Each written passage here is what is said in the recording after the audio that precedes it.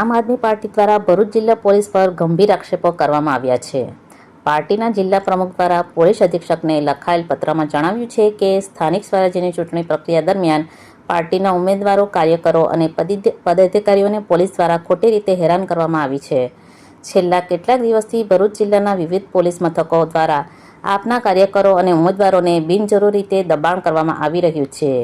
કેટલાક કેસોમાં ખોટા કેસ દાખલ કરવાની ધમકી આપી અને પોલીસ સ્ટેશનમાં બોલાવી હેરાનગતિ કરવાના બનાવો પણ સામે આવ્યા હોવાનો પત્રમાં ઉલ્લેખ છે।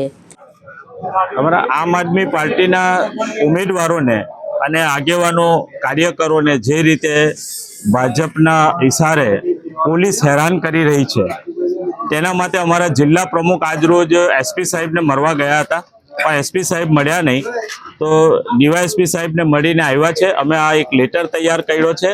આજે રવિવાર હોવાને કારણે કદાચ નહીં મળ્યા હોય, અથવા તો આમ આદમી પાર્ટીના નેતાઓ કે આગેવાનો મળવા જાય તો એમને સમય ના હોય, એ સ્વાભાવિક છે, પણ સોમવારે મળશે, અમે ફરી જઈશું એમને મળવા માટે।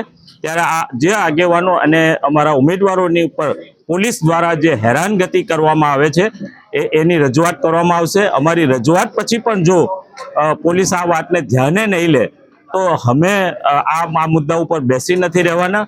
પોલીસના કેટલાક સારા અધિકારીઓ છે, સારા કર્મચારીઓ છે જે તટસ્થ રીતે કામ કરે છે, પરંતુ ભાજપના ઇશારે લાલચ અને મોહની અંદર જે કામ કરે છે એવા લોકોના વિસ્તારમાં જે દારૂ, જુગારના અડ્ડાઓ ચાલી રહેલા છે એની વિરુદ્ધ અમે એક ડ્રાઈવ ચલાવીશું અને એમનો પર્દાફાશ કરીશું। આપે આ પરિસ્થિતિને લોકશાહી માટે હાનિકારક ગણાવી છે। પત્રકમાં જણાવ્યું છે કે લોકશાહી દેશમાં રાજકીય પક્ષને સમાન અધિકાર મળવો જોઈએ અને ચૂંટણી દરમિયાન પોલીસ દ્વારા કોઈપણ પ્રકારનું પક્ષપાતી વર્તન યોગ્ય નથી। પાર્ટીએ પોલીસ અધિક્ષકને વિનંતી કરી છે કે તમામ પોલીસ સ્ટેશનોને યોગ્ય સૂચના આપી આ પ્રકારની હેરાનગતિ તાત્કાલિક બંધ કરાવવામાં આવે। સાથે જ જ્યાં ખોટા અને બિનઆધારભૂત કેસો નોંધાયા હોય ત્યાં યોગ્ય તપાસ કરીને જવાબદાર લોકો સામે કાર્યવાહી કરવાની પણ માંગ કરવામાં આવી છે।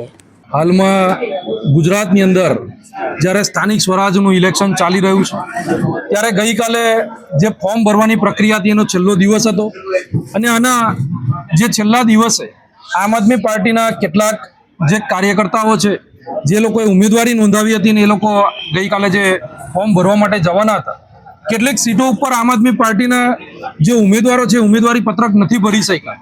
એની પાછળનું કારણ આ ભારતીય જનતા પાર્ટી એ પોલીસને આગળ રાખી, ભરૂચ જિલ્લા પોલીસને આગળ રાખી અલગ અલગ જગ્યાએ અમારા ઉમેદવારોને ડરાવા ધમકાવવાનું જે કાવતરું કર્યું છે એ ખૂબ નિંદનીય બાબત છે।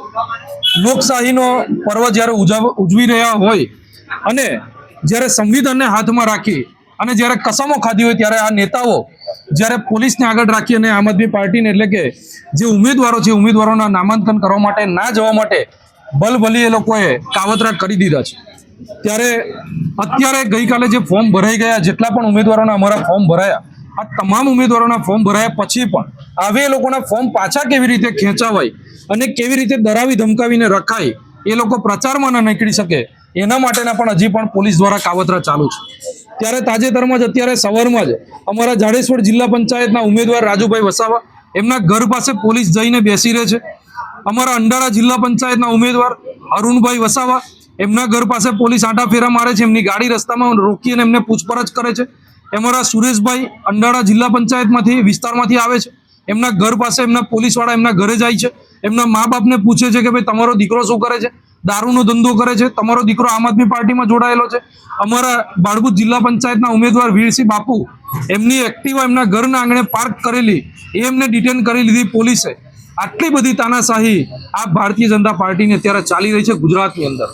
ગુજરાતની જનતાને આ વખતે મજબૂત વિકલ્પ છે, ગુજરાતની જનતા પાસે મજબૂત વિકલ્પના રૂપે આમ આદમી પાર્ટી છે, એટલા માટે આ વખતે ભારતીય જનતા પાર્ટી ડરી ગઈ છે, આમ આદમી પાર્ટીથી ડરે છે। તમામ નેતાઓ ભારતીય જનતા પાર્ટીના નેતાઓ ડરે છે।